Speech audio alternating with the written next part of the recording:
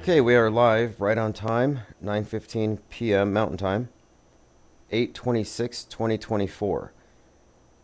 Phones are open 505-510-4226, and chat room is full. We got 33 people in the chat room right now. The raft is officially open. Diana South, Let's Go, Cubstar, Violet Penguin, Plain Decoded, Buzzing Frets, Adaptivia, King Ravana, Thirst for Truth, Clockwork 113, and someone in here.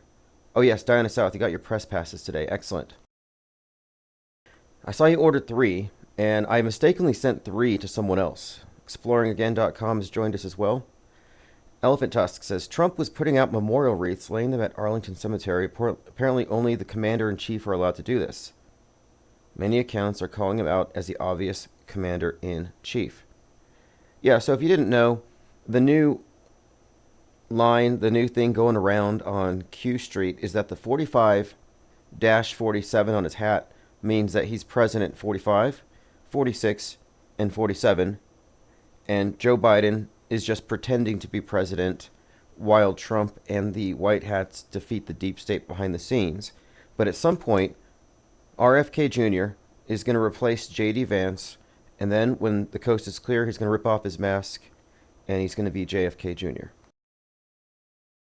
That's the news story. Joined by This Is Where It's At. Thank you for joining. So let's continue on what we've been discussing. We've been talking about the rage virus, the right-wing rage virus, and a number of things have kind of tied into this. So again, we're talking about the strangely coincidental alignment of a number of events, or the concerted messaging of a 90-foot tall monkey god statue as 10 million people are concurrently playing the monkey god in a video game, as a lot of people with Apple TV are watching Vince Vaughn's Bad Monkey. Meanwhile, on the same day, the WHO has declared monkeypox a global emergency. And this is just a handful. You have Chimp Crazy on HBO and a monkey running around Ohio. So it was pretty clear that there's some kind of meme going out there with that, and we've connected this to the rage virus in 28 Days Later, written by the person who directed Civil War. Well, this is all connected with right-wing rage, specifically Disease X, the WHO's placeholder disease for the big one that's going to hit us. And my contention since it became X, since Twitter became X, has been that Disease X is going to be the mind virus, the contagious mind virus that spreads violence from the right wing. And X and Elon Musk are perfectly situated to deliver this. And this is going to be the excuse for future censorship. That's the agenda as I have read it, and everything ties into it. Even Elon Musk experimenting on monkeys with the whole Neuralink. But along with this, I've noticed what appears to be the controlled demolition of the right wing, like the far fringe right. And it's just been announced that the CEO and co-founder of Telegram has been arrested, and he's facing 12 criminal charges. So 12 charges. Now, this ties into something else I picked up on, which is Rumble, apparently, is falling down. The walls are closing in on Rumble, says Milo Yiannopoulos. So Rumble's like a right-wing, anti-vaxxer, QAnon video site, but there's a number of figureheads and websites. So, for example, Nick Fuentes, America First, he's right now being torched by people on his side. I mean, their enemies don't have to do anything. Meanwhile, America First has declared its war on Trump. Well, Milo Yiannopoulos has been reporting here that Rumble is being sued for $400 million by its former investor. And the more I dig into it, the more it looks like it's mostly bots. And a lot of people are paying for advertising, and they're not getting real eyeballs on anything. It's kind of looking like a huge scam. So that's all coming out, which we'll get to. So Telegram compromised, CEO arrested. It says breaking: Telegram has announced that Apple will remove the Telegram app from their phones without joint notice. This is from Bloomberg, an article that just came up too about Terragram, far-right Terragram chat rooms are fueling a wave of power grid attacks. So let's parse this for a moment. We've been talking about the right wing and the coming Turner Diaries narrative of the blackouts. We're just in time for blackouts, and Telegram is one of the vectors by which disease X can spread. So it's on X, it's on Telegram, it's on Discord, it's on Rumble. We have seen this pattern as they're tracing the mind viruses. Just like the way you would trace how a would-be suicide bomber got radicalized. Which mosque did he go to?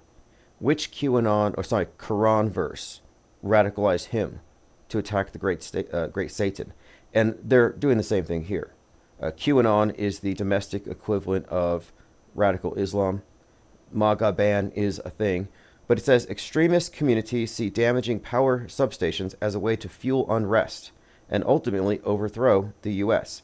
Now, one of the groups that was connected to such a plot was called the Base, a white nationalist group called the Base. Again, Al-Qaeda means the base. So this is your inverted. That's why 6/11 is such a key number in all of these psyops. It's the inversion of 9/11. McVeigh dies at 33, just like Mohammed Atta, lead hijacker, dies at 33. So here we're looking at stories. This is from 2022, but basically this is the story Terrorgram. Now all of this again is connected to this rage virus narrative that we have picked up on. So we have a few other things to add on to that. Like I think we talked about the monkey attacking the lawyer, which is foreshadowing of how, where is their rage going to be directed? Well, they're going to feel cheated when Kamala Harris wins, and what do you think is going to happen? Not that I'm making a prediction, but you can see how the stage is set. Okay, let's check out some comments. SlickRick333, thank you for joining. Janky Frame Cover says, some of my friends and family are so blinded by Trump love, it's unreal. It's fascinating to watch. It's a cult of personality. It's a government-engineered religion. There's all kinds of media synchronization to put Christ typology all over Trump. They have conflated him with MLK, with the Waco situation. This is a historic personage. And it's a construct, in the same way that Napoleon Bonaparte is said to be a construct, who by the way, is attributed the, quote, history is lies agreed upon. And I think we can agree on that. And I think we can say the same thing about media. It's lies agreed upon.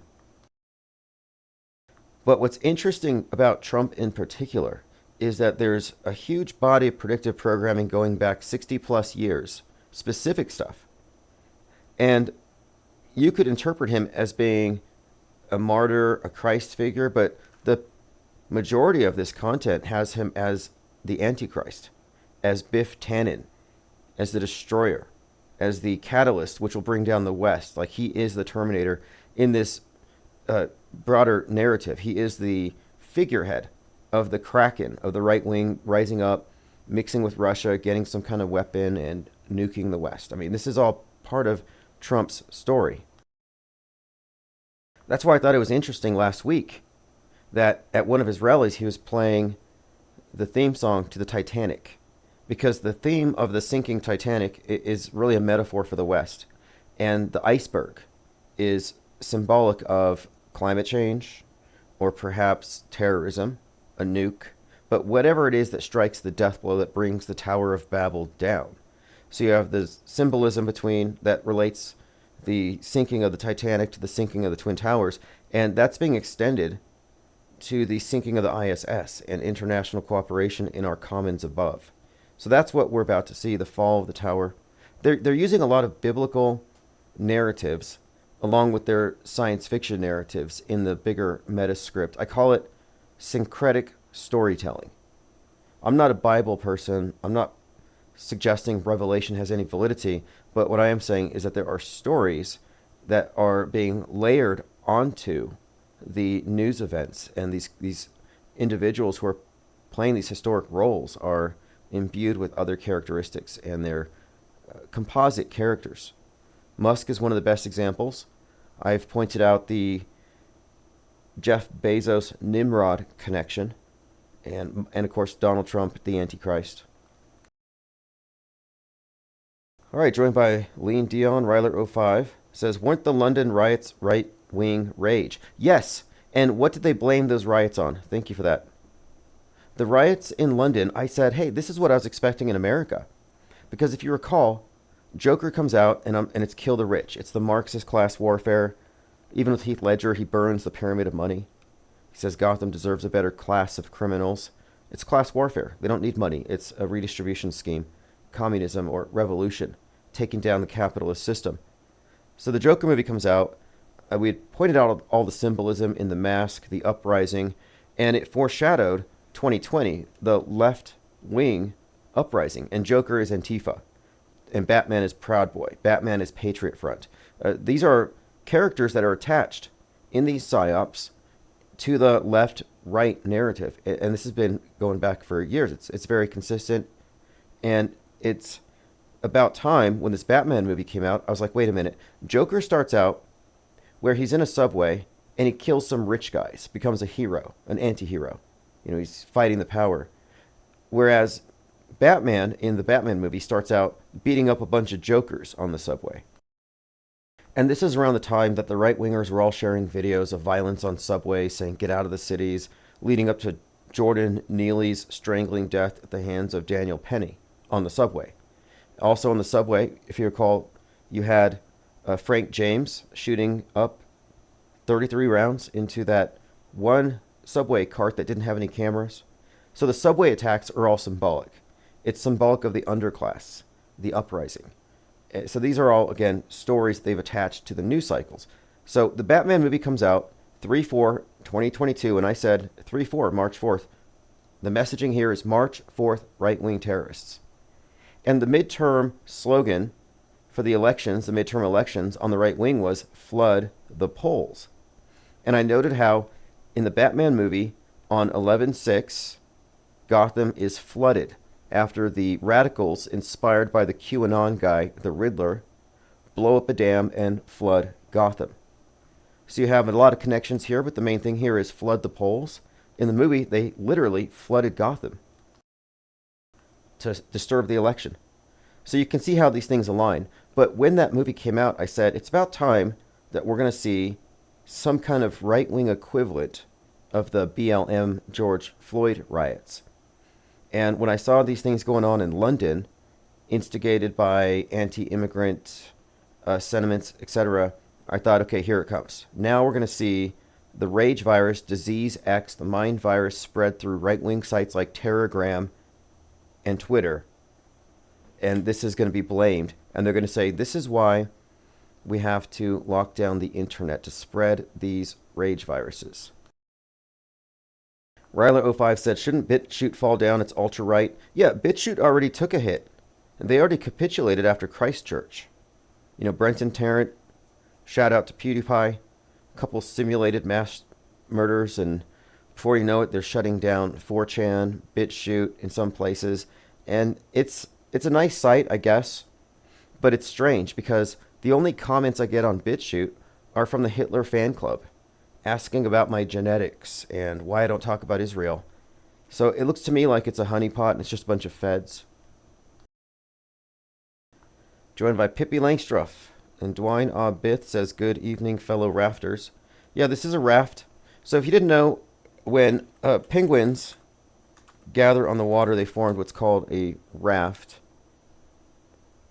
It's like a flock on the water. Penguins will not only, this is from penguinsinternational.org, dive to hunt food in the ocean, but will spend periods of time floating on the surface, preening their feathers. Such a group of floating birds is called a raft. And what we're doing is we are floating atop the sea of irrelevance, looking down, not down on them, but looking down at the people who are submerged within it.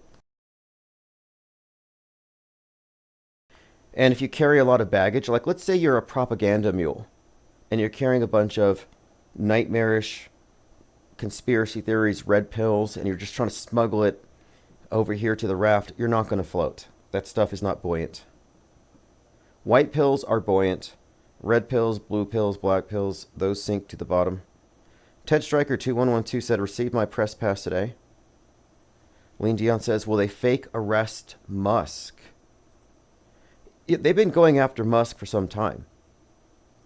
Not just now, but they've been talking about fining him. The EU weren't they gonna fine Musk for hate speech or something, for not censoring?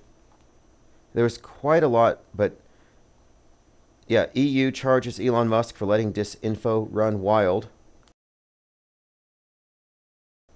EU warns Elon Musk ahead of Trump interview. He may face penalties. Fascinating.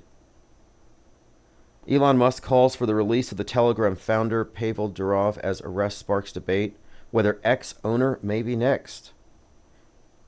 Wow.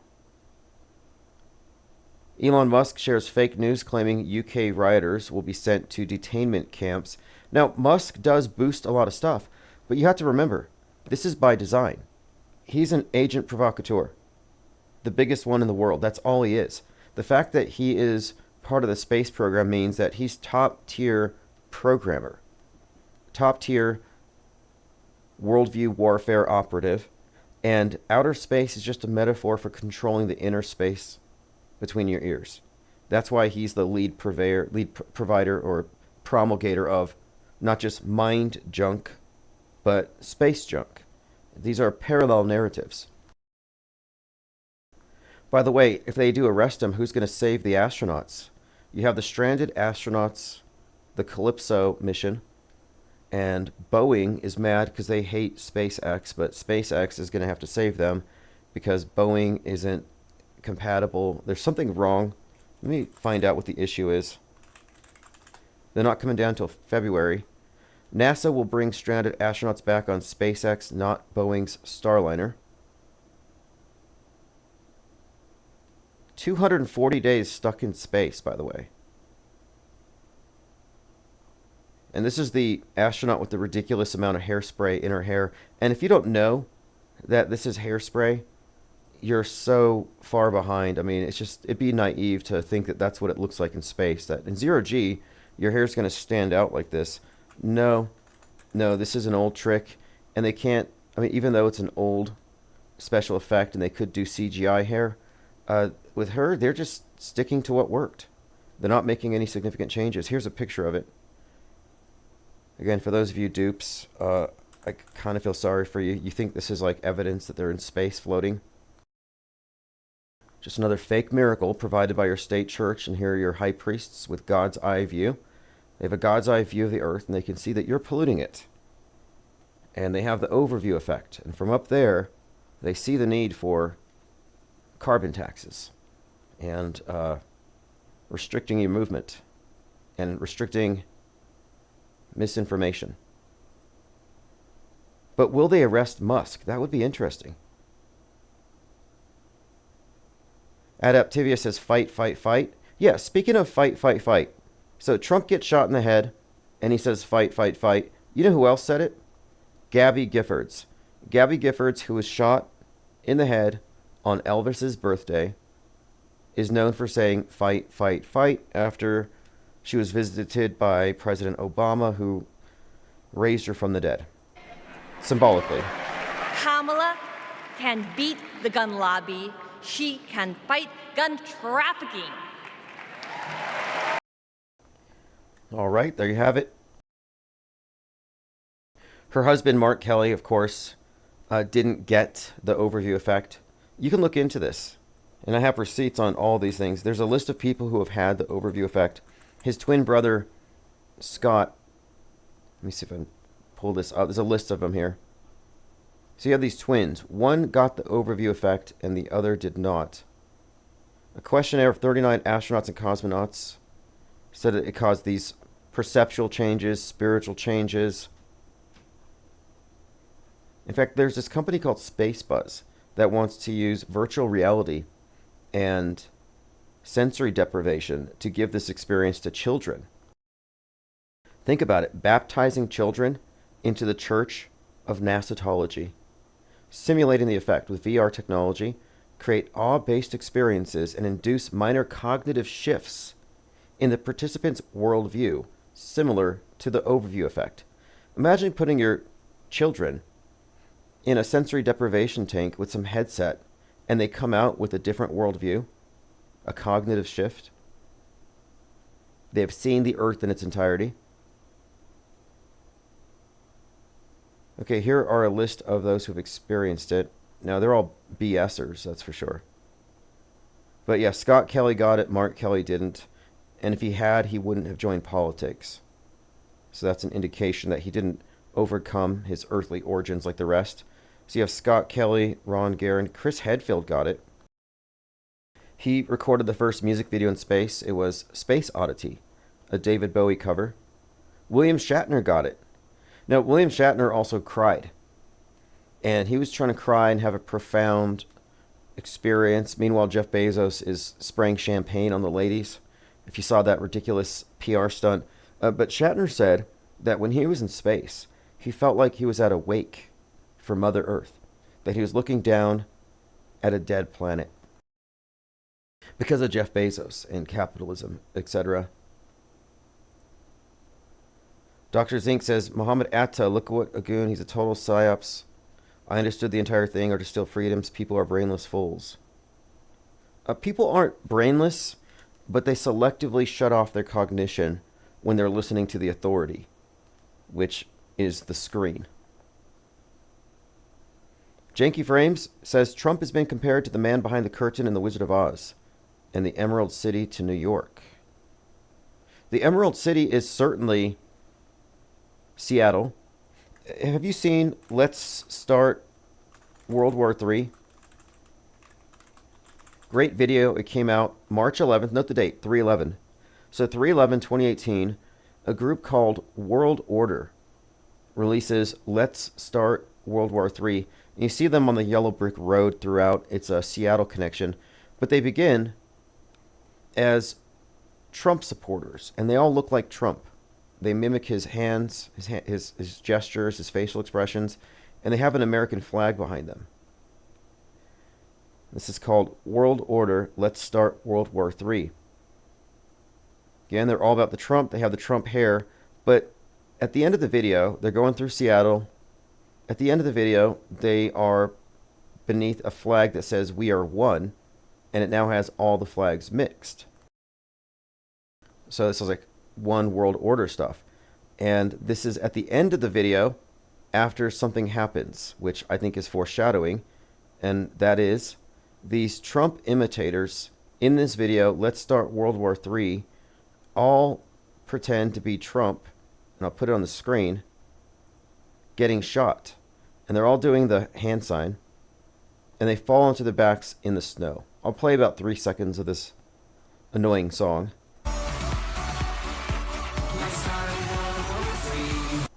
So you have it, Let's Start World War III, and they're all pretending to be Trump, and they're dying. It may be significant that they're in the snow, which made me think, well, maybe he gets shot during the winter.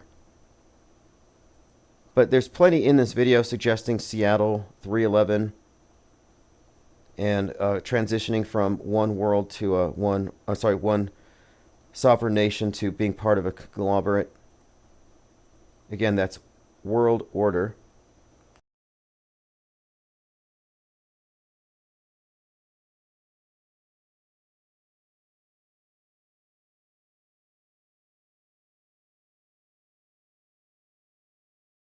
So, Ted Stryker, your comment here says, on the news, people are passionate about January 6th and sad about how people are dying. Are they uninformed or playing a role? I think you can consider there to be a level of plausible deniability for most people in the media. There would be no reason for them to be in the know. It might even compromise the mission. Like, there may be good people, even if they're high up in media, they just may not be in the know about these things. I think it would work better if they didn't know. So many comments. It looks like we have more than 100 people in chat. Okay, looking at your comments. If you want to call in, phones are open. Let me bring this up since we're talking about people in media. Michael in Truth found some great information here. So you may recognize this actor. This is the actor from the 30-minute theater play Newsbenders. It says Donald Pleasance was the president of the United States in Escape from New York while World War III was going on. So if you've seen Escape from New York, the president was the guy from Newsbenders. His name is Donald. And Escape from New York has the character played by Kurt Russell. His name is Snake, and he's got the eye patch on. So you have a couple of connections here. You have the eye patch. You have the name Donald. And, of course, he's the president during World War III. He's the one who introduced the newbie into Newsbenders and how they fake the news. Well, he also played a character in a movie called You Only Live Twice. And in that movie, he had a right eye wound. So that's another connection there. His name is John Harker. In this movie, in the World War III Escape from New York, President John Harker. And here's his bio. But anyway, this is the guy from Newsbenders. Interesting. And one of the person he's talking to in Newsbenders, the one who's being initiated into the secrets about how they write the news years in advance, that actor was going to be the voice of Hal 9000. But because of his accent, they gave it to someone else.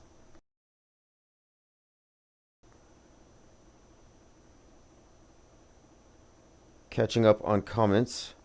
Water Walking Jesus, thank you for joining. Says, yeah, you can call in about that if you have some breaking news. Dirk Zink says William Shatner was in on the hoax. William Shatner loses his plausible deniability. When you've gone into fake space, you know it's fake. Now, they might have told you something else. Like, well, we have to fake it because the aliens, or we have to fake it because the Van Allen radiation belt. They may give some of these individuals some explanation. William Shatner is certainly in the know.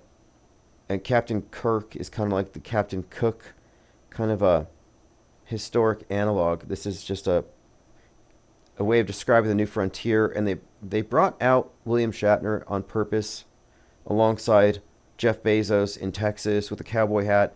Because what they want to do is they want to turn people off of the idea of space cowboys, which would include Elon Musk, who also wears his cowboy hat when he's in Texas.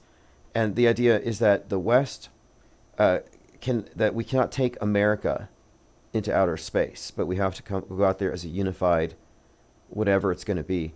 But we can't have space cowboys. We can't have rich individuals dominating space and mining asteroids, bringing down trillions of dollars in wealth. This was the theme of Don't Look Up, which is really just the Titanic. You know, the Earth is Titanic, the comet is the iceberg, but the reason why the Earth gets destroyed is that the rich guys want to make money off of space. They want to plunder the heavens instead of safely steering us or steering the comet, out of our path. In other words, they sacrifice Gaia.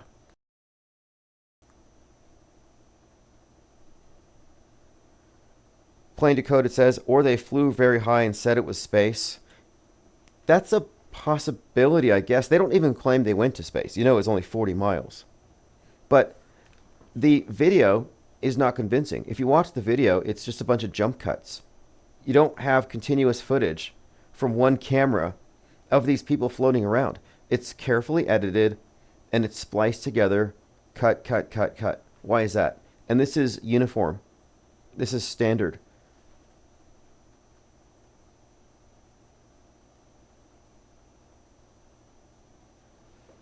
Okay, let's move on. Violet says there was some luxury yacht sunk in the news. Yeah, John LeBon put out a video on that, and that kind of corresponded with the sinking of this, or rather, the mentioning of the Titanic by Celine Dion, because Trump was using it. And it got me thinking about how on Robert De Niro's birthday, and De Niro's been connected to this Trump story, he made headlines for jumping off of his yacht. And I thought that's kind of a strange, but perhaps it's aligned. Ryler05 says, Crater Earth has great videos about Escape from New York and Escape from LA, tying it into Crater Earth. Yeah, the Crater Earth concept is interesting. It's fundamentally the idea that there's more land and that we've only been shown or we've only been given access to a certain region. I'm fine with it. Like, generally speaking, I'm against models. Like, we don't have enough information. But I'm all for speculation with the presupposition that we don't know that it ends, that there's an edge, or that it's finite. So would it be more likely that they're hiding resources? If there's any reason for distorting or hiding the world and distorting the model, what would it be? People they ask that. Why would they lie? Well, why would they lie in the news? Why would they lie in history? You think they're completely honest when it comes to map making? Every other lie is contrived to funnel power and wealth up. But no, they don't lie about natural resources. The maps, of course not. Dirk says, I agree 100% with Shatner. Kirk is in on the fake. It was all faked and edited. As fake as the hairspray in the fake space station. Absolutely. I happen to think that the actors who get into space fakery and get into the big psyops are elite. Like, they're considered to be higher than A-listers. Like, it's one thing to be in movies, but to be playing roles on the world stage and writing history. And if you saw Fly Me to the Moon, yeah, it's a rom-com and it has all what you would expect. However, they do drop a few hints about how they are, quote, writing history. Making history is what they say. We're making history. And quite literally they are with every single fake event. And in that movie, they made it plausible and established this plausible framework for how something like this could be perpetrated without the president knowing. Which makes sense. Like a lot of QAnoners, when they first got into that, they said, Trump is going to tell us the truth. He's going to reveal all the fake news. He's going to tell us about Vegas and how fake it was. And when he didn't, they said, well, he can't. Because if he tells the truth, they will have him committed with a Amendment 25 for his mental health. But he knows it's fake, we know, and he knows we know. And so they had this kind of eroto-maniacal connection with Trump where they thought that they were reading each other's thoughts. And they felt like they were in the know about it, and he was too, but he just couldn't say. Which is another way of just saying they're lying to themselves. Elephant Tusk says, Tim, I have a question. Wouldn't becoming aware of the PSYOP world order be a part of what could possibly be a great awakening? More awareness under a new aeon.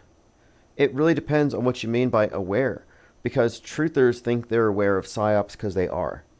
And one of the points I'm making, and this is going into an Insider article, is that truthers are PSYOP aware. But that's not good enough. You have to be PSY-WAR aware. Yeah, these operations take place within a bigger context, and they miss the context. I always say this. They're missing the forest for the trees. They're missing the PSY-WAR for the operation. So you can look at PSYOPs and think, oh, these are anomalies. Normally it's the truth. Most events are real, but sometimes they lie. No, if you're not looking at the edifice of lies, which provides the frame of reference, the fictional universe in which all of these PSYOPs take place and make sense, then you're not awake. Your understanding is too mixed to be considered awake. If anything, you've likely adopted a nightmarish perspective. I know a lot of truthers who've been suffering from nightmarish paranoid delusions for years. And they get mad when you try to take those away. Bitter death clingers.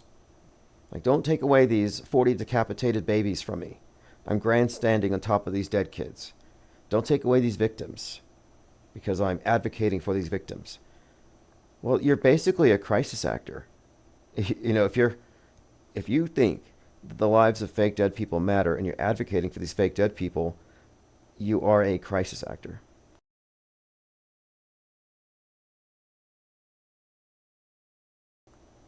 Okay, moving on. We're talking about John Harker. Excellent finds. And here he is in You Only Live Twice. And he has the wound on the right eye. Now, we've been talking about the Trump head wound for some time. The right side of his head. And what happened on 7/13 is interesting for a lot of reasons. I was looking at that date. That date has a great deal of significance. It separates the two great blackouts in New York by 42 years to the day, 42nd Street on. So I'm looking at this 42 blackout connection and how the blackout can't be separated from the nuke and the EMP. And then you look back, and there was this recent story from the Washington Examiner about how the 42 most important miles in American politics is the stretch of land separating East Palestine, where you have the mushroom cloud, from Butler, Pennsylvania, where Trump got the head wound. But you have the 42. And 7/13 was the date of these blackouts, spaced 42 miles apart. So I've been kind of looking at that date, and I'm wondering, this couldn't be it. This can't be the head wound. This was just setting the stage. I'm totally with Jurassic Liars on this, because it didn't catalyze anything. It didn't create a big reaction. It's been buried. So I think we're still waiting for the follow-up. And there was a hint dropped by Kamala Harris when she said, you can run, but you can't hide. Or, no, what was it? Whatever happened to anytime, any place, is what she said. And she said he's on the run. But she said, whatever happened to anytime, any place? Well, anytime, any place is on the enough is enough Illuminati playing card, the sniper card. Enough is enough, as Hulk Hogan said, looking down at Trump. So we're looking at this story that's continuing to unfold, but it doesn't surprise me that this guy from Newsbenders would play such a significant role. A president, and of course, the World War III connection. Quite a lot to unpack here, but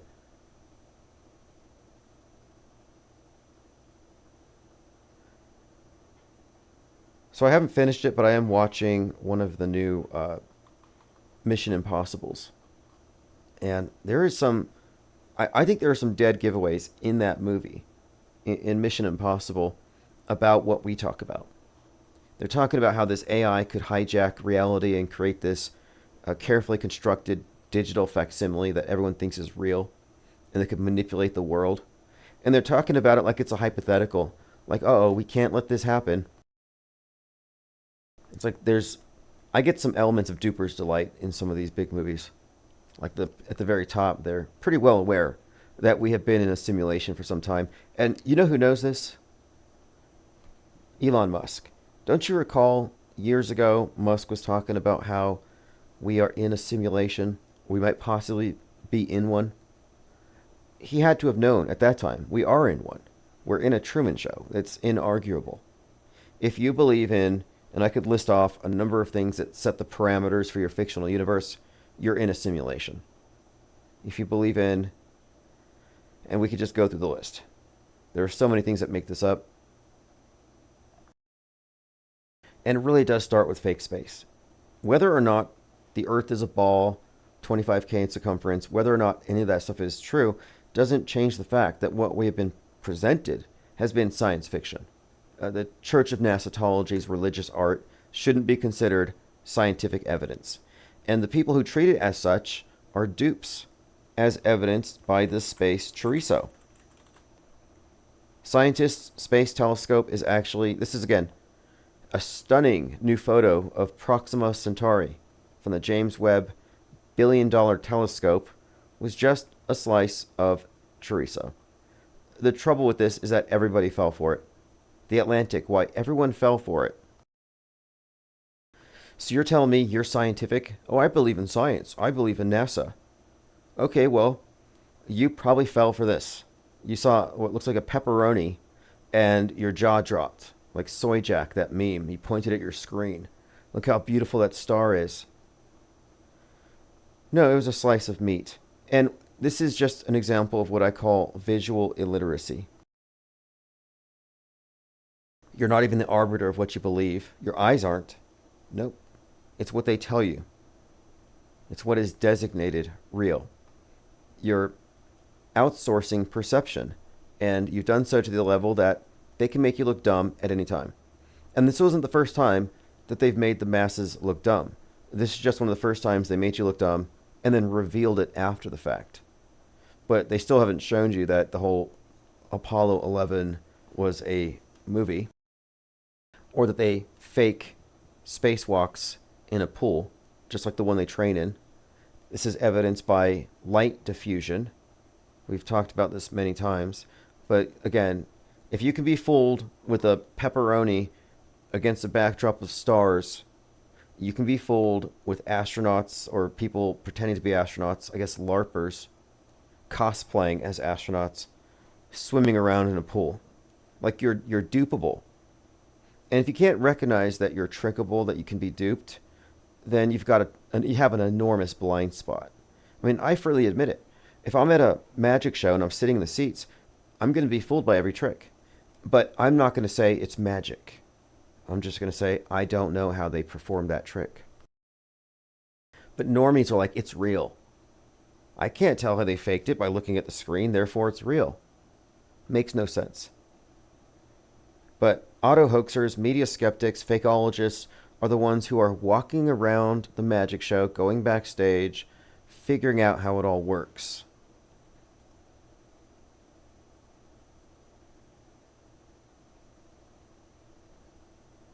Okay, I'm catching up on your comments. Dirk Zink says, everyone recommended Oppenheimer. I really disliked it. Is it because I realized nukes are a psyop? Yeah. Sorry about that. Spoiler alert. Nukes are fake. Oppenheimer's going to lose its impact. You might still like Godzilla. And Godzilla is a metaphor for the atomic bomb. The reason why Barbie and Oppenheimer were trending together, and it was trending as Barbieheimer, is because Barbie is Babylon, and the bomb is the beast. And that's why Godzilla came out at the same time, because Godzilla represents the beast from the sea and the bomb. So Babylon and the beast was this reoccurring theme at the time. And if you watched it for the symbolism, you would have seen the badge that has the K6, which gives you 116. Again, 611, 116. It's all code for the nuke coming from the domestic terrorists. He filmed it on an IMAX. This is a Christopher Nolan. The IMAX, Jonathan did the Fallout. So you have the nuke and then Fallout. But Oppenheimer was filmed on IMAX film, 11 miles long, weighed 600 pounds. Another 11.6. And then he had to add 33 pounds of marbles in this ongoing scenario. It had all the symbolism you'd expect, but yeah, it lacked any real impact for those of us who know that these things are a hoax. Kind of spoils it for us. It's sort of like in the movie The Village, when those characters figure out that the monsters in the woods don't exist, but it's just the elders dressing up in costumes. When they saw through the grand illusion, they were given a choice. Join us, put on the monster costume, and scare everybody into submission so they never leave the village, or GTFO and welcome to the 20th century. And they decided to leave the village and join the real world, exit their little Truman Show. And that's where we're at. Our little area, this crater, whatever you want to call it, this is a village, and we're kept in line by hyperstitions, by the elders who dress up as monsters and god constructs, like the mushroom cloud, like the Wizard of Oz hiding behind a curtain and projecting these big, scary gods to terrorize the masses. Tomanoid says, nukeophobia. Yeah, I'm pretty comfortable saying I can't wait for them to fake nuke Seattle. And nothing against people who live in Seattle, but I know what this is and what it isn't. It doesn't have any kind of trigger for me. Like, I'm not scared of nukes. And if you are, you don't have the moral high ground. You don't have the intellectual high ground. If you're scared of nukes, it's because you've been properly terrorized by government propaganda. And I won't believe it. Unless you're storing iodine, unless you're digging a bunker, unless you do duck and cover drills, I'm not going to believe that you're really scared. People need to act like they truly fear the things that they're proclaiming that we should all be scared of. For example, people who are saying we're in the end times, like doomsayers, religious cultists. We don't like hypocrites. If you're going to say that, live by that. That's why I'm annoyed that the chemtrail enthusiasts don't wear masks. It's kind of hypocritical. Or the people who believe in space junk don't wear helmets. I was thinking about Tim Pool's beanie, and I'm wondering if it has like a tinfoil lining. I saw an individual walking down the street, and he looked like this. There's this conspiracy theorist, a former conspiracy theorist, and he's got this beanie and a beard.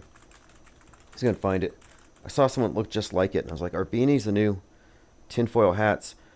This former conspiracy theory believers have all basically just become now anti-conspiracy theorists.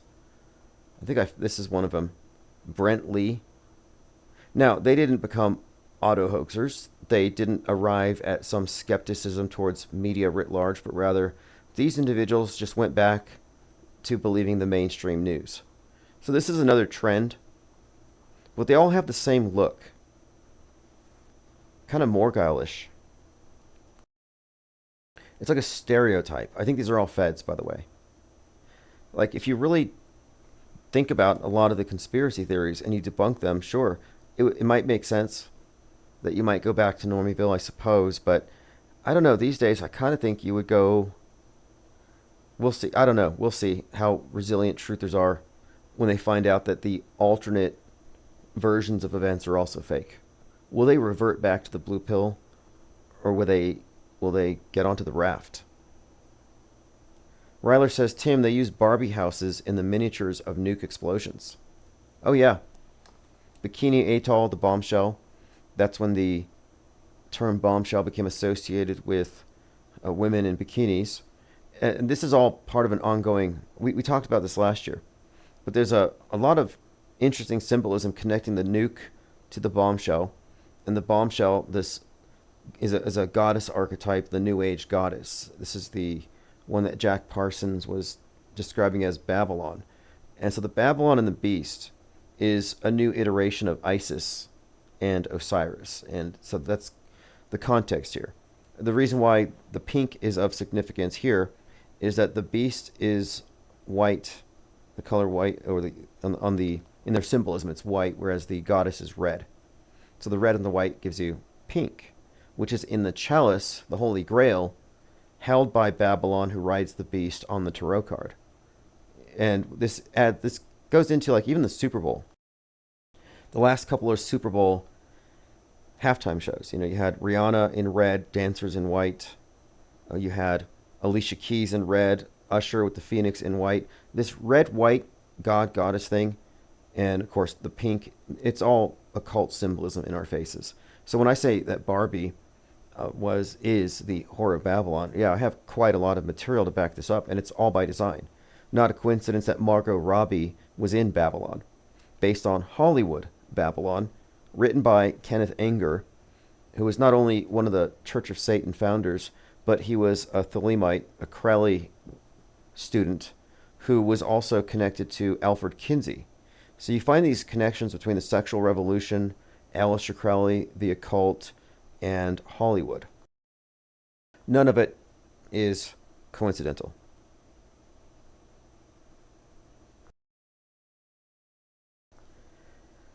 Okay, I'm catching up on comments. Thirst says, is the Morgile still Morgiling? Good question. I want to do a Where Are They Now series, like a deep dive, an IPR deep dive. If anybody's interested, by the way, this is going to be discussed more after the AutoHoaxCon next month. But I am openly soliciting stories, suggestions, or if you want to submit stories, just go to the link below. The parallelmedia.org website. I've given it a facelift, and this is going to be the site where it's the official home of the IPS Insider. All the relevant news will be here, links to buy or to get the free PDF version, but I also have breaking news, tips, submit an article for publication, so I have a contact form. And below that, I have a Give, Send, Go as the IPS Insider Reporter Fund. So we can begin activating various reporters who may want to go do some research on behalf of all of us. And we have a long list of objectives and stories. So it's all ready to go. But I'll be spending more time with that later. At this time, we're gathering over on Discord. So if you want to be a part of the IPR Press Club, just get in the Discord. And the Press Pass makes you unlockdownable because media are essential.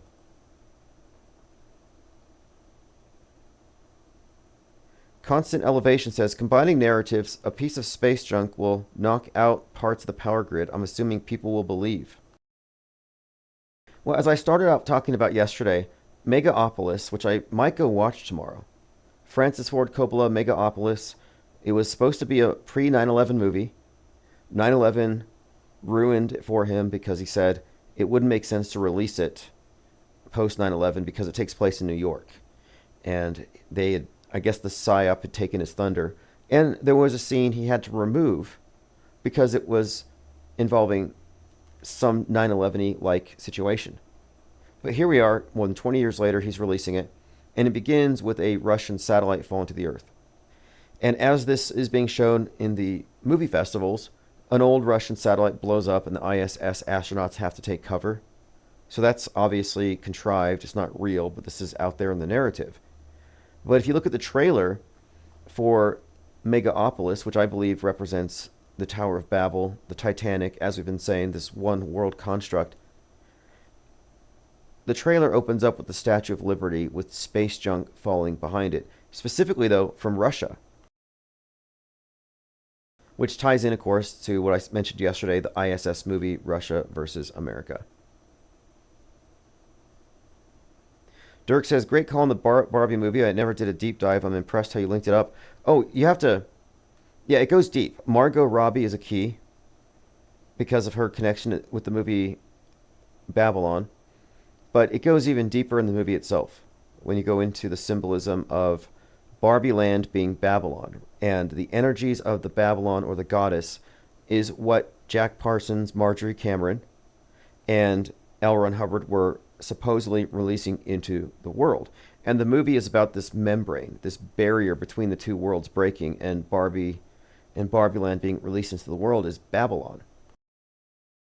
And it goes deeper because Marjorie Cameron, from the Babylon working, was not only the first to cite a UFO, which is kind of a side note, but she starred in a movie called Inauguration of the Pleasure Dome, where she played the Whore of Babylon. And that was directed by Kenneth Anger, the Satanist who is connected to Alfred Kinsey, who directed and wrote Hollywood Babylon, a movie that Margot Robbie starred in, and it was released shortly around the time that he died, but he had no connection to it. So they didn't overtly connect Margot Robbie's movie to the Satanic Underground, but it's all there. I will be publishing an article on the horror of Barbie Land in the IPS Insider. Violet Pengon says, Megaopolis could include 9/11 footage filmed by Coppola's team in 2001, director reveals. Fascinating. Great find. Because that would even further underscore what I've said. That this movie not only has predictive programming for 9/11, but it foreshadows the space 9/11. Which is why you had the space junk falling over the Statue of Liberty. Coppola's Megaopolis may feature real footage of New York City captured on 9/11. The director revealed a second unit team had been filming in New York in 2001, a sign of the movie's long development progress. You know, it's too bad that his gropiness has overshadowed the impact of this release. So, I guess he was a little too close for comfort to some of the actresses. There have been some complaints, and it just kind of caused a lot of the promotion to falter, but I'm still going to go watch it. Very interesting, though. These connections are, again, indicative of this individual's role as a meta-scripter. Now, did he know 9/11 was going to be done in that way? I would imagine so. I think so. And I want to also point out that James Cameron was filming Terminator 2 when some individual last name Holiday was over his shoulder with a handycam filming James Cameron filming the Terminator. He's walking home, and then he sees police. Now, remember, Terminator is about an evil policeman, an evil villain cop, where they turn a cop into a villain, which is like, at the time, it was kind of a new thing.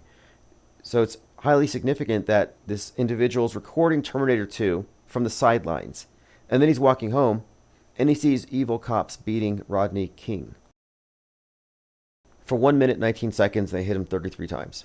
But this is a connection here because you have the LA riots were kicked off because of footage that started off Terminator 2 and then led into this other scene. And I think this is a connection here suggestive that James Cameron may have had a huge part in the Rodney King psyop. Just as I think you can connect James Cameron's Avatar 2 narrative to the riots between the police in Atlanta and the environmentalists who were teamed up with BLM, the whole Cop City psyop. I would say the Cop City psyop, that riot where one environmentalist was killed by the police. They said he was shot through the palms of his hands while he was meditating, like stigmata. I would say that was directed by James Cameron,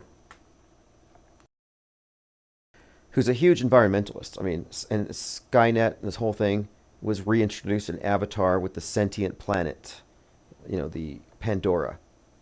And all of this ties in. Avatar 2 comes out, and there are floods. The WEF is talking about floods, and Avatar 2 is about Gaia,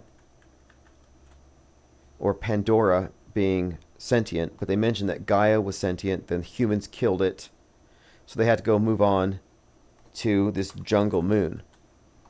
Well, interestingly enough, the World Economic Forum launched something called Gaia, which is their AI, their global AI initiative. And Gaia, of course, is the name of the Earth god. But the idea of a sentient Earth being connected with this global internet network that they're calling Gaia, it's just Skynet, basically.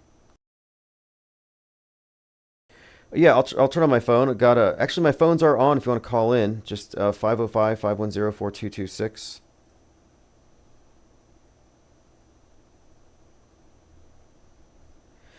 Elvis says, Tim, do you think those who wrote and manipulated the Bible to psyop the masses twisted everything?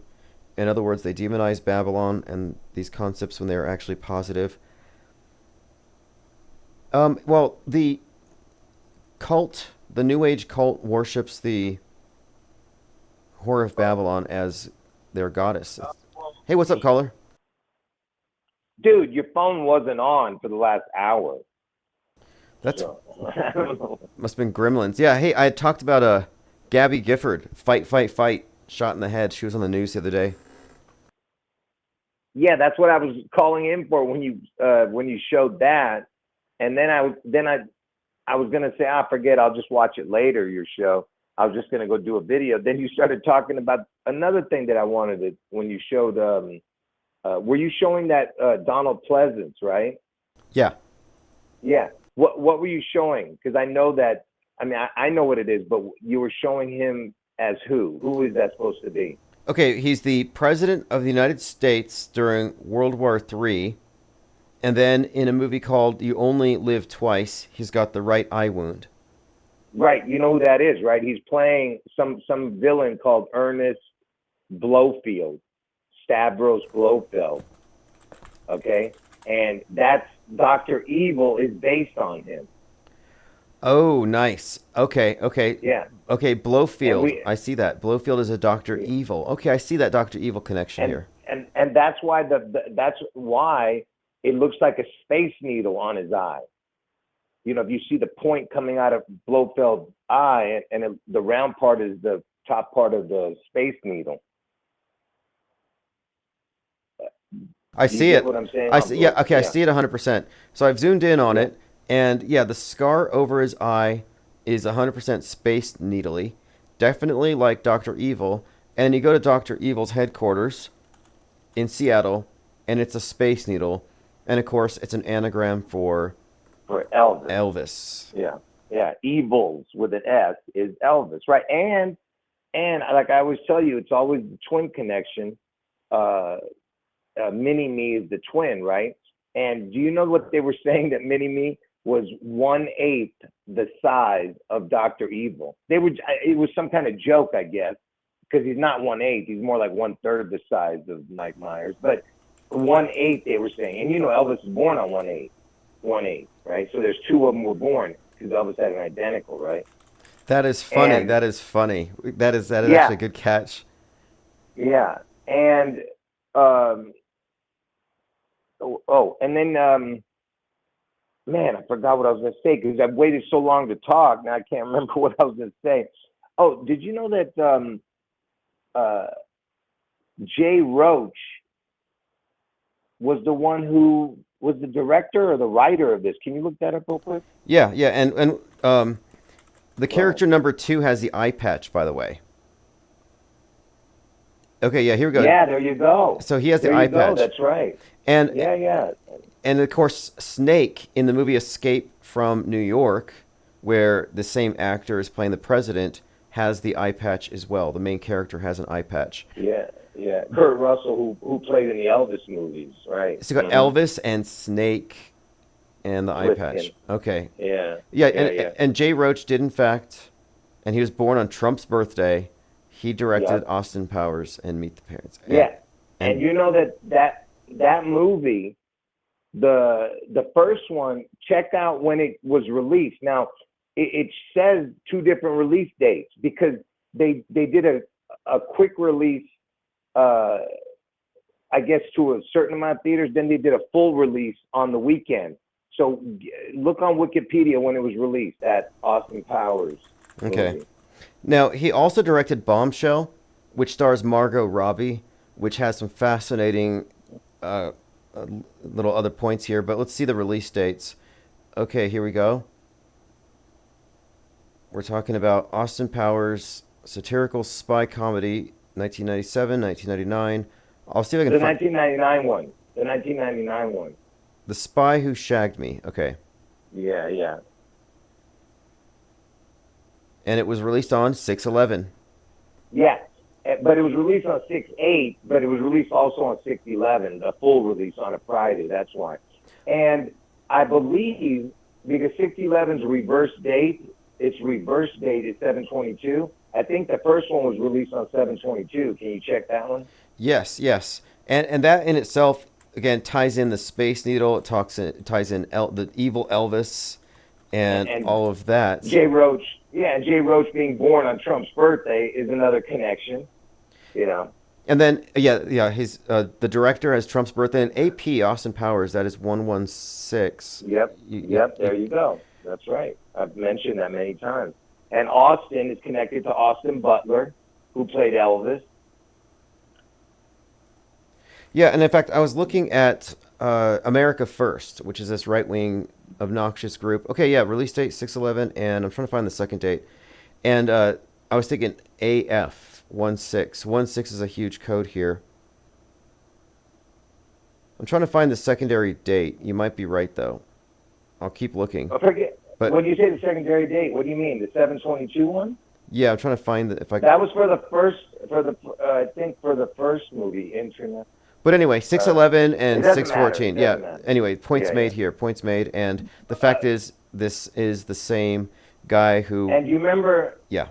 And you remember I did a video about that Dalton Trumbo that sounds like Donald Trump. The name Dalton Trumbo, and I told you he did that movie Johnny's Got a Gun, and that movie came out on August 4th, and also there was a Christ character in it played by Donald, that other Donald that just died at 88. I forget his name. Sutherland. Yes. Yeah.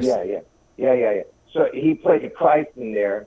And Dalton Trumbo, Donald Trump, it sounds just like it. And the movie came out on August 4th, something about Johnny's Got a Gun. But the reason I'm bringing it up, that Trumbo one, is because Jay Roach, the guy who was born on Trump's birthday, did a remake of Trumbo. Okay. So these are insiders to the big script. Trumbo 2015. Jay Roach. Okay, I see this. Yeah, so there it goes again, just more, because there's no reason for this, just like why John Carpenter did an Elvis movie. Makes no sense. He's a horror film dude. Why was he doing an Elvis movie? Right, because they're carrying out messaging. They're painting up the collective psyche. And for people who, one thing I want to point out here is that a lot of these stories have elements that pick from various sources and kind of put it all together, and I call it syncretic storytelling, and it's pretty evident that it's there, and some people get really lost in the weeds here, But what we're talking about is an effective form of communicating, and they do it through these mass propagated movies. And these movies aren't just movies, they're all programming. And I'm assuming you mentioned when you mentioned Jay Roach was the director of Bombshell and Margot Robbie. I'm assuming because Margot Robbie was in the Barbie movie, right? Yeah, exactly. That and Yeah. the bombshell connects in a few ways to this bigger picture of the blonde bombshell, this new goddess archetype that's connected to the beast. And of course, the beast of the sea was brought up last year with Godzilla. Mm-hmm. And Godzilla is literally a metaphor for the atom bomb. And you can connect the atom bomb to the destroyer, to Revelation 9/11, to Apollyon, to Trump. It's a succinct package here.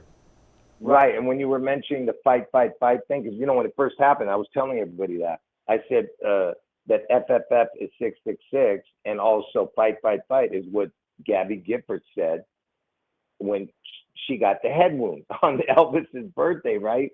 But what you forgot to mention in that, I know you have a lot of things in your mind, but that day was the Beast Quake in Seattle. Oh, okay. This was on Elvis's birthday when Gabby Giffords was shot, and there was a beast quake in Seattle. Let me pull this up. I see it here. Yeah, and the reason that you had that quake is because Marshawn Lynch ran it back for 67 yards for a touchdown. By the way, 67 equals Elvis. But anyway, the what I'm trying to say is that it's the Lynch connection, because Lynch connects to the head, obviously. And you had that boat guy just recently died who had the Lynch in his name too. Yeah, someone brought up the boat thing, and yeah, the name Lynch has been popping up lately. Someone brought up, was it Gerald Ford's real name was Leslie Lynch King? That was me. That was me who brought it up, yeah. I see it here, Marshawn Lynch Beastquake. And yeah, the Gabby Giffords psyop is intriguing because you have all the key symbols and dates. January 8th, headshot, fight. Trump gets a headshot, fight. And then he comes back to the DNC, and the backdrop looks like the Elvis comeback special.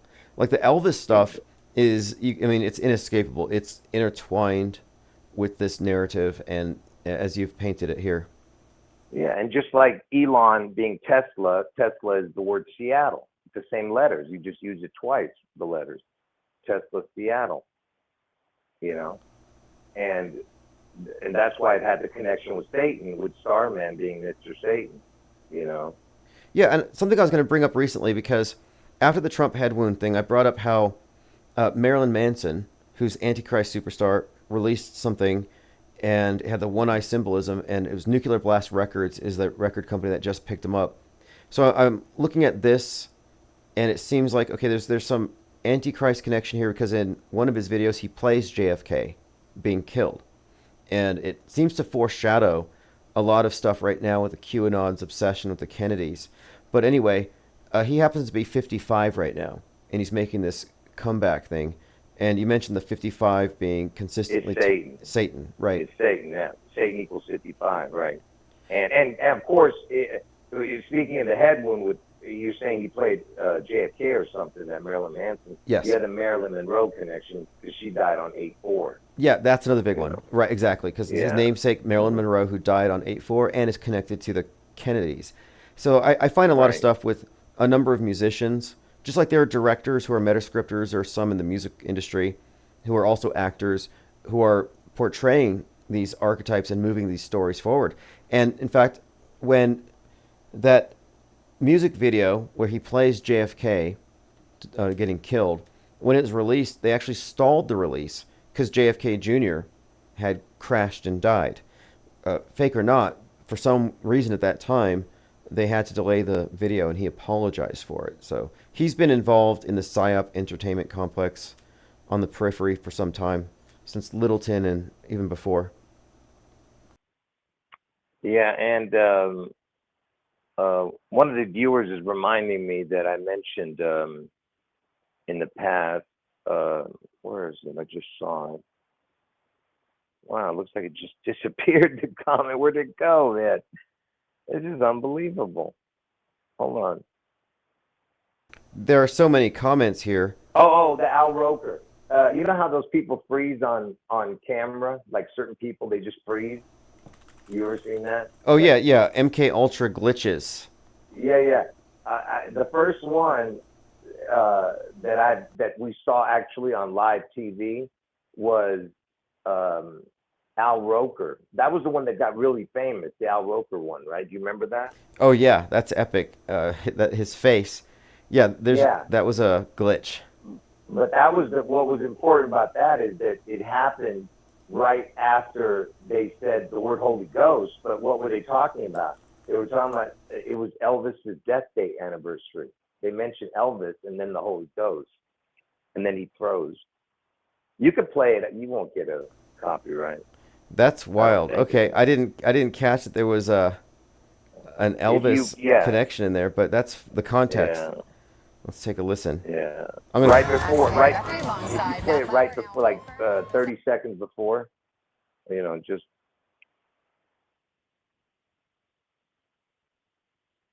Exactly how you have to have a certain amount of distance between the bodies. Exactly. You're high. Yes, like they say in Catholic school, leave room for the Holy Ghost. Anyway, there is a lot of she says, like they say in Catholic school, leave room for the Holy Ghost. And then he looks over at the camera, his right eyebrow raised, and he freezes. That is bizarre. Everyone, first comment says MK Ultra. Yeah, but you didn't hear the part where she was mentioning Elvis? Let me go back a little bit here. You have to go back, you have to go back maybe like 30 seconds. I'll start at the beginning. I'm Savannah Guthrie alongside Matt Lauer and Al Roker. Will someone do the junior high hug dance? It's like this. You gotta make it real awkward. That's exactly how you have to have a certain amount of distance between the bodies. Exactly. And you're high. Yes, like they say in Catholic school, leave. Now, I'll have to find a longer segment, and this is Matt Lauer, who apparently had a button in his office that could lock the door, and he would trap women in his office. I mean, I heard some horror stories from that guy, but I'll look into it here. I'll see if I can find the rest of it. Very strange, but... Yeah, they definitely say it. Maybe they say it right after the Holy Ghost one. Maybe it's after the Holy Ghost. I have the subtitles on, so I'm scrolling through it, and I'll see if I can find it. Leave room for the Holy Ghost. I think they say it after then. So bizarre. But yes, great catch there. For sure, I played it 100 times. I know he says it. I just don't wear it. Yeah, Matt Lauer says something like, quote, this is a quote from someone, "This day Elvis died." Yeah, it was an anniversary of his death that day. When it happened, I'm saying. But anyway, it's just interesting that it was the fight connection with Gabby Giffords, the one who got the head wound, and it was on Elvis's birthday, the same day the Beast Quake happened in Seattle, and then Trump does the fight, and it was the time was 6/11. Do you get it? Yes. I mean, it's so ridiculous. And let me add on to this, because we're talking about this character Blofeld from Bond, and how he's Dr. Evil, and Elvis, Dr. Elvis, and then there was that TV show, I haven't watched it, but Agent Elvis. Isn't that, and that just came out last year, so Agent Elvis seems like an interesting tie-in to this James Bond theme. Yeah, and don't forget the evil, I mean the villain in that, its headquarters is the Space Needle. Even in this one? Okay. Yeah. Oh, okay, here's another one. Matthew McConaughey is Elvis Presley. And recently, right before Trump was shot, or right after, he was in the news because he was stung by a bee and the right side of his head swelled up. And I thought, that's kind of strange. It's like his right eye was swollen. Yeah, here we go. Matthew McConaughey. Yeah. And Matthew McConaughey's kid, his name is Levi. Go ahead. Yeah, that was the other connection. His kid's name was Levi. But 3 days before Trump was shot, he shares this on July 10th on Instagram, his right eye swollen shut. So we've already established some weird Elvis, Antichristy connections with him. And that goes back. I mean, he's been in some interesting roles. But here he is 3 days before Trump's head wound, and he shows his... Wait till you see the video I'm going to have on on. I mean, I don't really want to show it now, but I might just show it now. Not now. I'm saying tomorrow morning. It's about why Trump had to get shot on that day. You'll see the video. I mean, I'll tell you after I show it. I don't want to give it away right now. Okay, well, one thing I had mentioned is that the 1979 and the, I guess 2019, was it 1977 and 2019 blackouts, 42 years apart in Manhattan, 42nd Street on. The latest ones put 42,000 people in the dark. All kinds of 42s, but it happened on 7/13, and on Yeah. and I'm like, so the date has this like blackout connection that's pretty strong, and I picked that up a while ago, and I noticed That's a great catch. And that's a great catch because I'm going to add that to the video. Go ahead. Okay, so the two blackouts, the Son of Sam is active during the first one, Mr. 44. Another connection is 113, or I'm sorry, 7/13 is 113 days from November the 3rd. And there's this movie called How It Ends that was released on 7/13, 2018. How It Ends. And the trailer that has was Seattle, right? Seattle, and it's got the Space Needle falling. But this was released on 7/13. How It Ends. Okay. I've talked about that movie before, but I don't remember the date. Yeah, I added this to my breakdown of the Seattle stuff, and I recall it was I was looking at the date 7/13, and this movie, I think it was even 113 minutes long, but it had all kinds of code here. But yeah, July 13th, and I think in the trailer it may have had, I think it was the Space Needle inside of a snow globe or something like that that falls over, but it begins with some kind of a Seattle Space Needle falling down or something in the trailer. With How It Ends? Yeah, How It Ends. Huh. All right. I can't remember that. I have the trailer. I'm gonna go through it, but I recall specifically there's a scene where the Space Needle is fallen and he's looking at it, or it's after the fact, or it's actually you see it falling, but it's in here. Yeah. But anyway, it's a blackout movie, so no power. So they release a blackout movie, an EMP movie, on the date of these two major blackouts. In fact, it was the year before the anniversary blackout, the 42nd anniversary. Yeah. Anyway, that's a great catch, man. I just wanted to talk about those two things you were talking about, that Blofeld dude, and I just wanted to connect that. Oh yeah, great connections between that, Escape from New York, and everything else. And yeah, it says here the Space Needle is. I'll find the image of it. But anyway, thanks for all the information, as always. And I'll put a link to your video or your channel so people can catch your next video.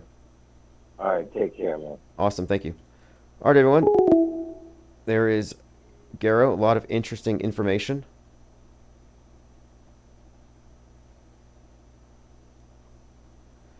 Okay, let's see here. We were talking about How It Ends.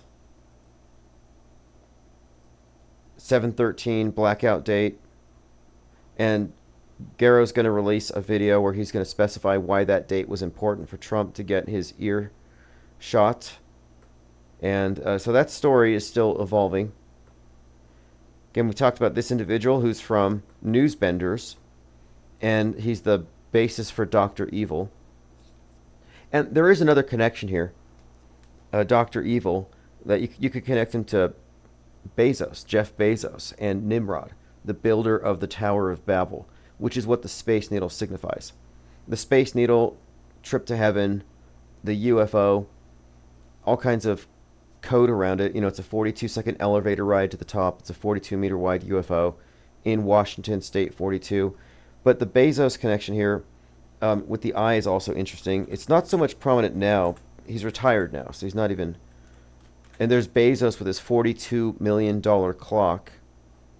So the 42 connections all over this stuff. Again, clock is their god Kronos. But in a lot of his older PR, you'll see that they always emphasize one of his eyes. So he doesn't have the scar, but he does have a very prominent, as you'll see in many of these images, it's like he's winking on one of his eyes. And I think this is all tied into the Nimrod symbol. And on the dollar bill, we talk about the 1776 on the pyramid. how it ties into the Tower of Babel and America and Giza and the One World Trade Tower and all this stuff. But I also want to point out that this is the man who had the most money in the world, the most money, and the mono eye and the eye in the pyramid, it's all connected. The all-seeing eye, the mono eye, money on top of the pyramid, Tower of Babel, the builder of the tower.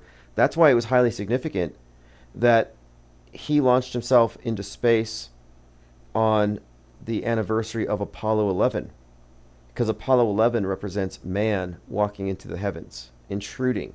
The Tower of Babel has achieved its goal, and he launched at 9:11 a.m. Also very significant.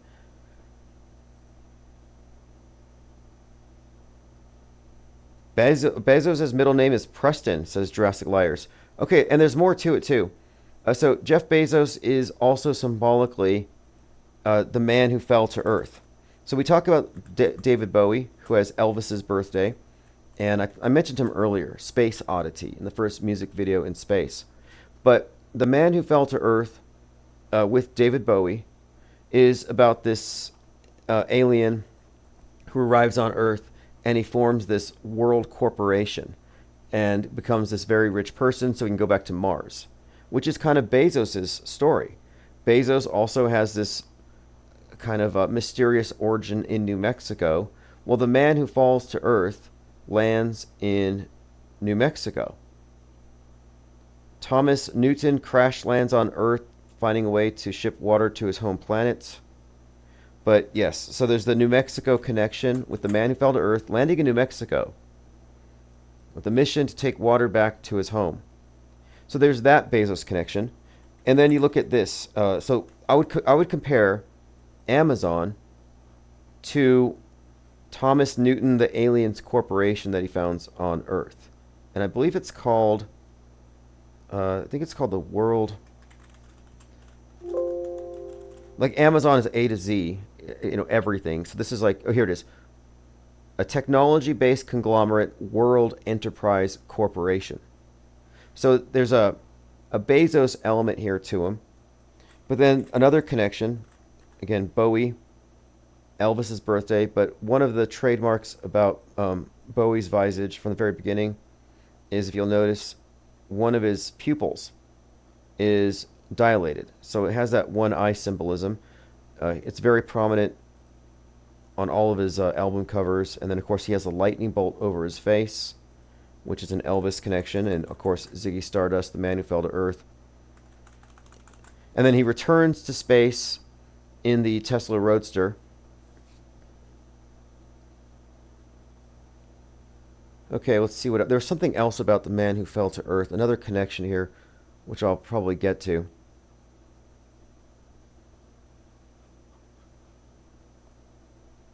We talked about Starman. And, of course, Starman is a song that came out in 1972 about this prophesied savior of mankind who would be born in 1977. So Starman, or Mr. Satan, it's an anagram, refers to this savior. And there is this fascinating connection. Rolling Stones covered this conspiracy theory that connects Kanye West to Starman. Kanye West and Bowie. David Bowie predicted Kanye West the Black Star. There's quite a lot in here. Interesting sub-story. We'll probably get into that later. Jurassic Liar says, Travolta's wife, Kelly Preston, died the same day Elvis's grandson died. Lisa Marie's first child died on the date, 7/12. Leap year lands on 7/13. Great connections here. David Bowie, again, DB42. There's quite a lot here, actually.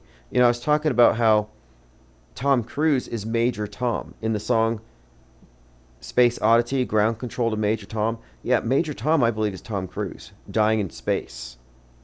The Falling Man, the Hanging Man, and all his various iterations. In fact, I always talk about Tom Cruise's connection to the theme of hanging or falling. And I'm watching the new Mission Impossible, and it has to do with these two keys that look like crosses. So the double cross. And the double cross symbolism is very deep with Tom Cruise. The name Tom means twin, Cruise, cross. I have this article about it, Top Gun 2, Tom Cruise, Second Coming Sun God Symbolism, and the next 9/11. And the next 9/11 referencing the falling of the space station. I have an article about it, about how every character's name in that Top Gun 2 is a reference to the second coming in some way. And of course, the patriarchal cross, the first bar represents death, the second bar represents resurrection. Reoccurring theme. So I'm only 30 minutes into this Mission Impossible, and he has this double cross already built into it. The first post 9/11 Oscars, Tom Cruise speaks of his love of movie magic, and he gives a shout out to Stanley Kubrick. But without getting into all of this, I just want to point out that he rappelled 42 meters from the Paris Stadium roof. 42 meters. So the world watches Tom Cruise jump from the roof. The number 42 has a lot of significance to this theme of the falling man, the man who fell to earth. That's why it's significant that he would be one Major Tom, but the falling theme, and then he's going to the space station, and as such he'll be the first civilian to do a spacewalk. Let me catch up on some comments. Have you looked at that article about Tom Cruise's 33 problem? Just look up Tom Cruise 33. All of Tom Cruise's wives were 33 at the time of divorce. And I think they were spaced out 11 years apart. So 33, they get divorced. Marries another one. Tom Cruise's 33-year-old divorce curse. So this has been noticed by others. His wives when they turned 33. Let's uncover the truth and see where his exes are now. First up, Katie Holmes, 45, was spotted makeup-free in New York City. Some called her homeless, but she's worth $15 million. She's also returning to Broadway. Sorry, we didn't know all that extraneous information. I'm just trying to get to the weird obsession with 33. Finally, Nicole Kidman. She recently threw shade at Tom's Eyes Wide Shut performance, but she doesn't need the drama. She's worth $250 million. Now, Eyes Wide Shut, Stanley Kubrick, Apollo 11, working with Cruise, who's going to the space station. All of this should lead us to conclude that Tom Cruise is in the know at the level of space fakery. Here's some other connections. Before Bezos launched at 9:11 a.m. on the Apollo 11 anniversary, Richard Branson took his space plane out for a ride on 7/11, which was 42 years to the day after Skylab fell. But there's some fascinating connections between Tom Cruise, Stanley Kubrick, Jack Parsons, L. Ron Hubbard, and of course the space program. I have quite a lot in this article. I'll put a link to this one, and then I have this other article I want to share a link to. This one's called The Pink Mass, and these are free articles on buymeacoffee.com. I don't really use it anymore, but these articles get good traffic. The Pink Mass. Barbie as Whore of Babylon, mainstreaming Satanism, idol worship, sexual revolution. So there's a link if you want to read that.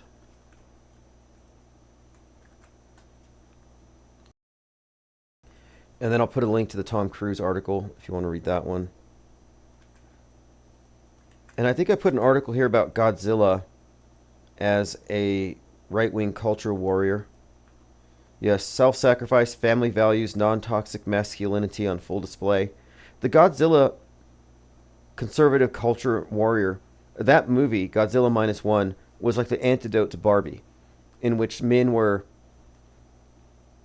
undergoing the Kenification. They were just nubs, and she becomes a real woman, which is one of the themes. I mean, I really go deep into the symbolism of that movie, Barbie, and it really is about something that even children shouldn't be watching. If you really get into the symbolism of it, there's a not so subtle reference to the real meaning, the occult meaning, the Holy Grail, which I won't get into here.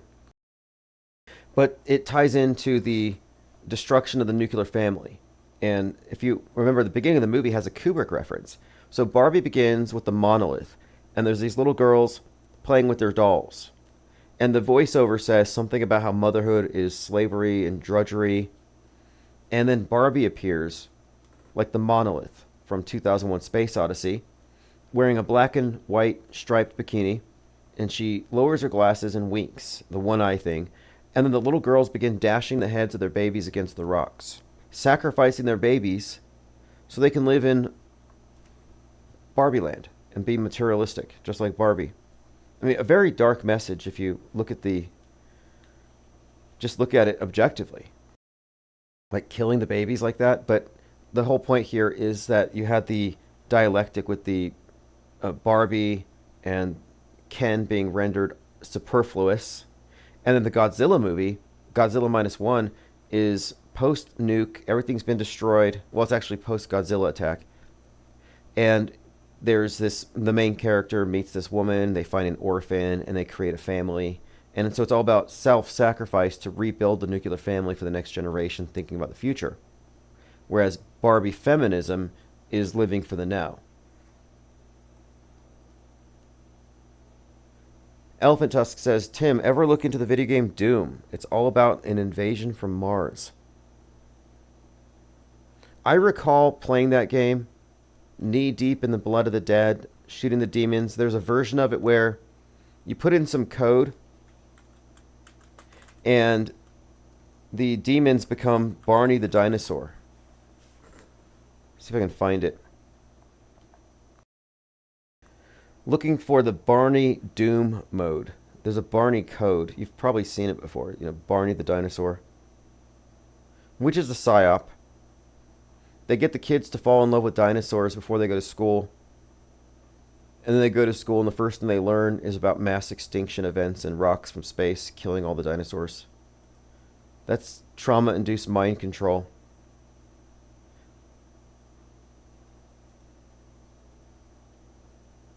Going through your comments. Dirk said, I had to turn off Barbie so demonic and made fun of males. Oh yeah, and it was designed that way. You have to watch the whole thing. It makes fun of both. It really kind of does. It creates this caricature. But my contention is you can't separate Barbie and the pink from this Babylon, this New Age goddess archetype. And you go back to Kenneth Anger, who wrote Hollywood Babylon. And Kenneth Anger, Satanist, Thelemite, director, connected to Marjorie Cameron. I mean, he's a nexus between all these different elements, like the Manson killings, Satanism, sexual revolution movies, the space program. But you put all this stuff together and there's something being conveyed. But the high priest, Anton LaVey, was dating Jane Mansfield, who was a real-life Barbie doll, dressed in pink, had a pink palace. She had like a pink house, always dressed in pink. And you can find pictures of her on, I think, the Pink Satanic Witch book.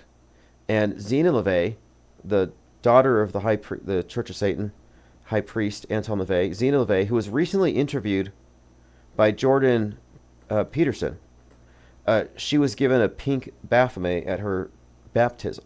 So the pink has some great significance here, but you can find a picture of Jane Mansfield with a chalice, which this is all tied into the symbol of the Holy Grail. So here's Jane Mansfield with the Holy Grail, but the fact is this is Babylon and the Beast. This is all thinly veiled. I mean, this is not even really even a cult. But pink has great significance in the symbolism of the satanic and, I guess, Thelemite magical systems. Represents the New Age goddess. That's why I say that the Barbie movie was really about introducing idolatry. And the movie has, and I did a breakdown of it, it's just loaded with subtext. The Wizards of Mattel, I think Mattel represents the material world, and they make references to their building being phallic, not a coincidence. They try to get Barbie to go back in a box that represents Pandora, and Pandora's box, which is another euphemism, tying into the Holy Grail. and to the membrane, the barrier between Barbie Land and the real world. And there's a reason why at the end of the movie, the last word is gynecologist, because Barbie becomes a real woman and she has to go make a visit. So it's all symbolic, and it goes above the heads of the people watching it because, like everything mainstream, it has an exoteric version and an esoteric version, and they speak to us on multiple levels, and most of the information goes in subconsciously. But on this article I wrote about the pink mass, I described the symbol pink and how it's manifest at the Super Bowl events, the Kendrick Lamar event, and that the OTO is a Gnostic Neo-Christian Templar religion. So the white symbolizes their Christ, who they call the Beast. I make connections here with the Rose Cross, Scientology. I have a picture of Anton LaVey with Scientologist John Travolta on the scene of a movie called Devil's Reign, where William Shatner is in Devil's Reign, interestingly enough. We'll probably go deeper into this very soon. This is a fairly long article. Margot Robbie. Another connection could be the Bombshell and the fact that she was in Suicide Squad. And Jack Parsons was in a group called the Suicide Squad. And of course he was blown up by a bombshell. A historical look at Jane Mansfield's Pink Palace. In remembrance of the bombshell, they called her, again, Bombshell. Ties into this broader body of symbolism I've talked about. The bikini is named after Bikini Atoll, where an atom bomb exploded in 1946. And here's the back of the Satanic Witch. It says, the Satanic Witch is not designed for Barbie dolls. This is on the back of the book. But women cunning and crafty enough to employ the workable formula. So this is interesting in itself. The book is pink, and it makes a reference to Barbie dolls. Margot Robbie also portrayed Sharon Tate in a movie called Once Upon a Time in Hollywood. Sharon Tate, wife of Roman Polanski from Rosemary's Baby, about Satanists impregnating a woman who's drugged. Roman Polanski, known for Quaaludes. But Sharon Tate has the baby ripped out by who? Susan Atkins, one of Anton LaVey's topless witches, from his stripper witch thing that he had going on with his calliope. I mean, this is insane. But anyway, Margot Robbie played the sacrificial victim in that psyop. 1969, Sharon Tate was brutally murdered in her home in Los Angeles, 16 times in the stomach. She was stabbed.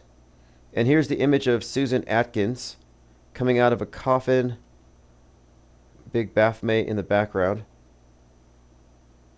Here's Alfred Kinsey hanging out with Kenneth Anger. And here is Marjorie Cameron from the Babylon Working, or the Barbylon. And this is, of course, she's starring in the role of Babylon in a Kenneth Anger film. We talked about Jack Parsons' Suicide Squad, and then she's in the Suicide Squad. There's so much more here. This article goes pretty deep, so I'm just going to go ahead and spam a few more links. I have a reference here to the dollar bill, Dr. Evil's headquarters, space aliens, and the Babylon Working. And another thing here, Asteroid City.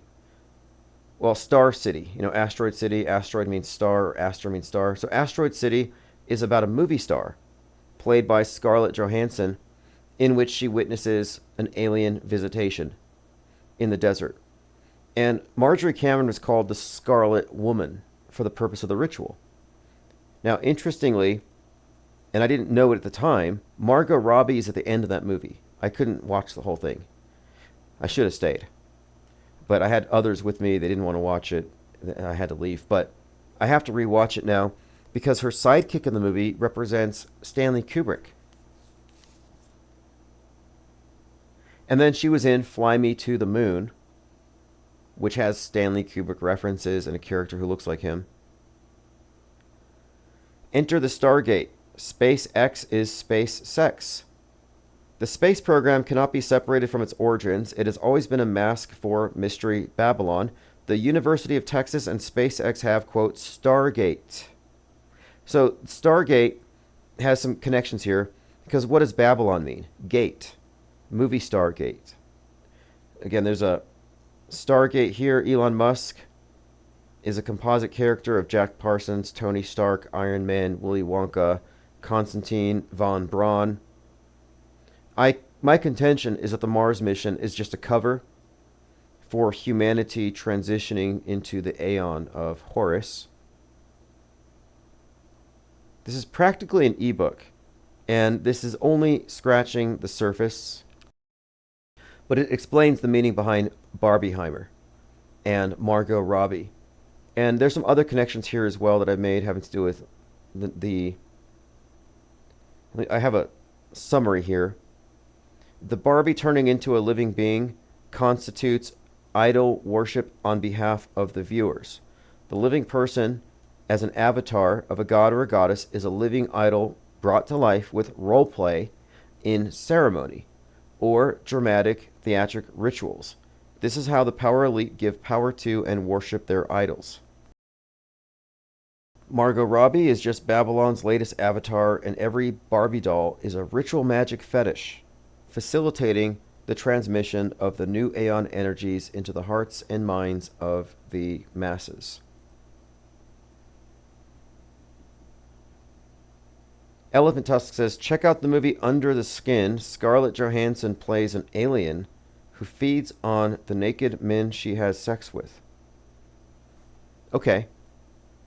Now, Marjorie Cameron doesn't get credit for this often, but she was the first person to report a UFO landing, a light from the sky, and that was a year before Roswell. Lean Dion says, is Taylor Swift a Zena LeVay template? You know, I was actually thinking about this. I want to see a picture of Taylor Swift and Andrew Tate side by side. So here you have Taylor Swift and Andrew Tate. Now, let's look at Zena LeVay and Anton LaVey. I think it was Messianic Charlatan had pointed this out, and a few others have pointed this out as well, that Anton LaVey is a very, or rather, Andrew Tate is very LaVey-ish. Probably by design. Although I would also describe him as Cypher from The Matrix. And he always talks about The Matrix. But as far as the Zena LaVey connection here, I used to ignore it because it's obviously not the case. There's just decades in between. It just doesn't make any sense. But the resemblance between Zena LaVey and Taylor Swift are not something you could just dismiss. Considering Taylor Swift's connection with witchcraft, her obsession with the number 13, which is the goddess number, her connection to Princess Di, goddess template, hits the 13th pillar, the 13 lunar months. We've talked about the goddess symbolism endemic into this Taylor Swift construct, so it's there. And on the Super Bowl, she, you know, if you recall the last Super Bowl, they made her the face of it for some reason. And the only time I saw her at the Super Bowl on the big screen, she was there with Ice Spice, and Ice Spice was giving the sign of the horns, which is a Anton LaVey thing. He said that the masses would be shown the sign of the horns, and they did this in their rituals before it became a rock star thing. But interestingly, there is a scene here. Was Ice Spice worshiping the devil with Taylor Swift at the Super Bowl? So she happens to be sitting next to Ice Spice, who has an upside-down cross, and they are drinking from a chalice. And as they are shown on the screen, one of them raises the sign of the horns, the other drinks from the chalice, and I thought, okay, this is probably not unintentional. I mean, it's what you would expect. You know, Super Bowls are used for doing Satan worship in front of the masses. At least that's been the pattern. Violet Pengon says, Suicide Squad has a mushroom cloud on the cover, and she is in Bombshell. Nice catch. This is 100% amazing catch here. Great find. That is definitely a strong correlation. Suicide Squad.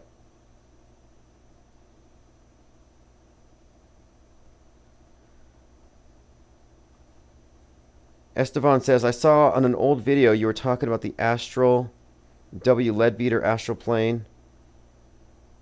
Its scenery, inhabitants, and phenomena is a good book. I'll take a look. You can find some of these older books on Freemasonry where they really do talk about the occult, and it wasn't so occulted. But this Margot Robbie character is very interesting. The Suicide Squad. So see Suicide Squad here, and now type Suicide Squad Jack Parsons. Jack Parsons was known on campus as, his group was known as the, quote, Suicide Squad. So the connection here, Jack Parsons, Marjorie Cameron. Jack Parsons blows up because of a bomb. Then you have Margot Robbie in this capacity, Whore of Babylon, Marjorie Cameron counterpart, and then she's in both Bombshell and Suicide Squad. So these are some overlapping connections that we've made. We pointed these out last year. We kind of got into the weeds here, but I'm glad we did. New information came out that kind of adds to it. I'd like to do a breakdown of a couple other movies here, Vanilla Sky in particular, as we get closer to Tom Cruise going to space. Okay, I think we've covered most of what I want to get through today. Yesterday I mentioned Peter Thiel as a vampire. I do have a receipt. Peter Thiel wants to inject himself with young people's blood. The Silicon Valley billionaire reportedly sees blood transfusions as the pathway to radical life extension. Just pointing it out that I don't say things flippantly. And the billionaire blimp club and these techno billionaires are often portrayed as, you know, kind of a, I don't know what you would call them, like Elon Musk. They ascribe to him like godlike intelligence, godlike power. These are like the forerunners of some kind of transhumanist cult or whatever, but no way. Adrenochrome's a hoax. Look at Hillary Clinton. That's not stopping anybody from aging. Although I do have this theory, and I can't back it up necessarily, but we'll just have to wait and see. I have this theory that McDonald's is incorporating life extension technology into their Big Macs. Like, if they're such an evil corporation, as some would contend, and they don't care about people's health, that would make no sense. Like, why would they kill their own customers? If anything, you would want the customers to live longer, make more money off them in the long run. So I'm kind of the opinion that it probably contains life extension. Anyway, this is Chief Crow, Auto Hoax. Thanks for joining, and I will send out the archives shortly.